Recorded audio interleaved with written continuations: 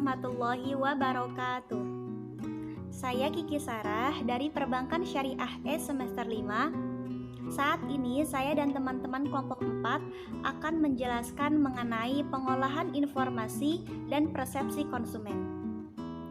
Pengolahan informasi pada diri konsumen terjadi apabila konsumen menerima input berupa stimulus dari pemasar.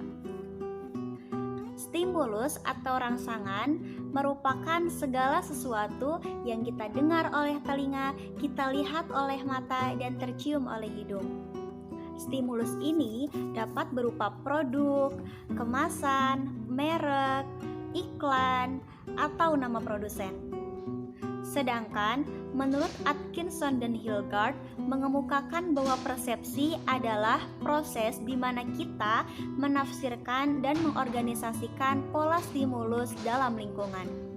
Persepsi konsumen yang merupakan pengetahuan tentang bagaimana konsumen menerima dan menggunakan informasi dari sumber internal merupakan hal yang penting dan perlu diketahui oleh pemasar dalam merancang strategi komunikasi pemasaran.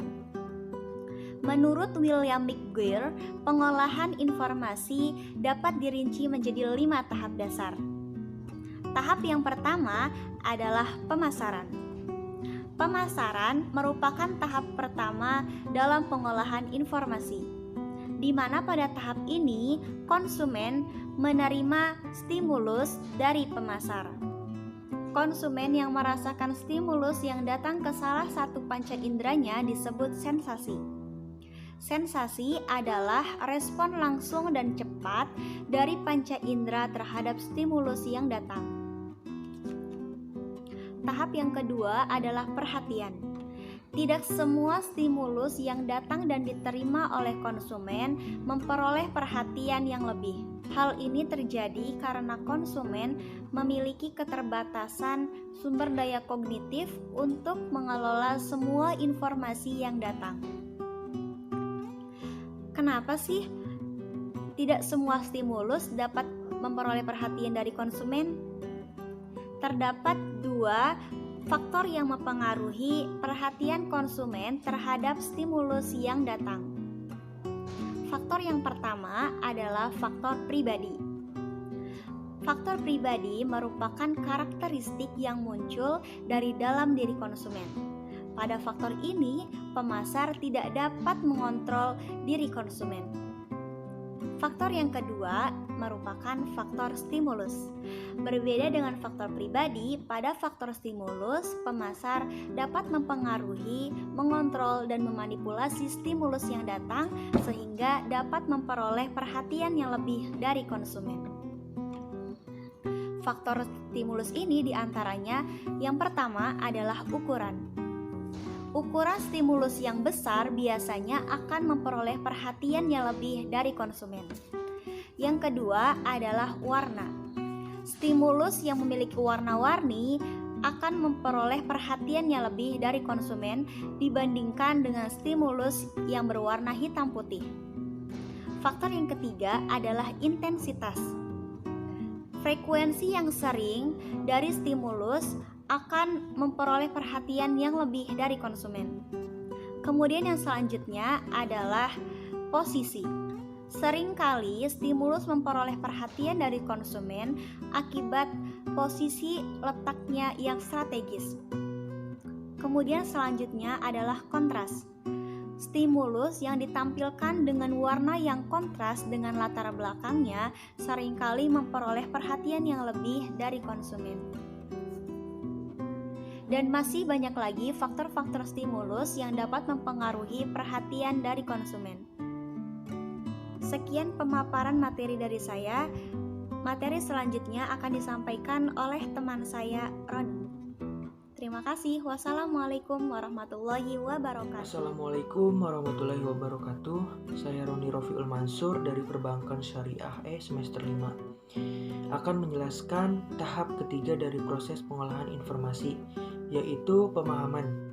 Menurut Angel, Blackwell, dan Minier menyebutkan tahap ini sebagai tahap memberikan makna kepada stimulus. Konsumen melakukan perceptual organization atau Stimulus organization. Ada 3 prinsip perceptual organization. Yang pertama, gambar dan latar belakang atau figure and ground adalah objek yang terlihat kontras dengan latar belakangnya akan lebih menarik perhatian konsumen. Yang kedua, pengelompokan atau grouping adalah orang akan lebih mudah mengingat informasi dalam bentuk kelompok atau berkaitan dengan sesuatu hal dibandingkan informasi tersebut terpisah. Ya, ada 3 prinsip grouping: kedekatan, kesamaan, dan kesinambungan. Yang ketiga, closure. Adalah konsumen akan berusaha memahami suatu objek dalam arti yang utuh, walaupun ada bagian dari objek tersebut yang hilang atau tidak lengkap. Yang selanjutnya, tahap keempat dari pengolahan informasi adalah penerimaan. Tahap pemaparan, perhatian, dan pemahaman merupakan persepsi konsumen. Setelah konsumen melihat stimulus, memperhatikan dan memahami stimulus tersebut, maka sampailah kepada suatu kesimpulan mengenai stimulus atau objek tersebut. Inilah yang disebut sebagai persepsi konsumen terhadap objek atau citra produk. Persepsi konsumen merupakan output dari penerimaan konsumen terhadap stimulus. Assalamualaikum warahmatullahi wabarakatuh. Saya Nisrina Safiko dari kelompok 4 PSE semester 5 ingin menjelaskan tentang tahap kelima dari proses pengolahan informasi, yaitu retensi. Retensi yaitu proses memindahkan informasi ke memori jangka panjang. Jadi, apa yang tersimpan di dalam memori konsumen akan mempengaruhi persepsinya terhadap stimulus yang baru. Menurut Bowen and Mirror membahas retensi dalam bab memori dan cognitive learning. Ia mengungkapkan bahwa memori mempengaruhi proses perhatian dan mengarahkan sistem sensori sehingga konsumen dapat berkonsentrasi secara selektif kepada stimulus. Lalu ada Sloman menempatkan memori di dalam bab persepsinya, menyatakan bahwa memori melibatkan sebuah proses untuk menyampurkan informasi dan penyimpanan barangkali sehingga suatu saat bisa digunakan kembali saat dibutuhkan. Terdiri atas beberapa sistem penyimpanan. Yang pertama yaitu memori sensori.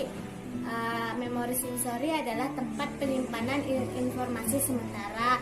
Yang kedua yaitu ada memori jangka panjang, yaitu penyimpanan informasi untuk waktu yang terbatas dan memiliki kapasitas yang terbatas. Yang ketiga yaitu ada memori jangka panjang. Memori jangka panjang adalah tempat penyimpanan informasi dalam jangka waktu yang lama dan memiliki kapasitas yang tidak terbatas. Lalu ada rehearsal.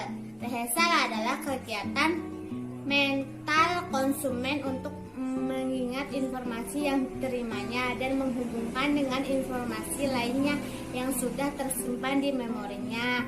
Yang kelima yaitu ada encoding, adalah proses untuk menyeleksi sebuah kata atau gambar untuk menyatakan suatu persepsi terhadap sebuah objek.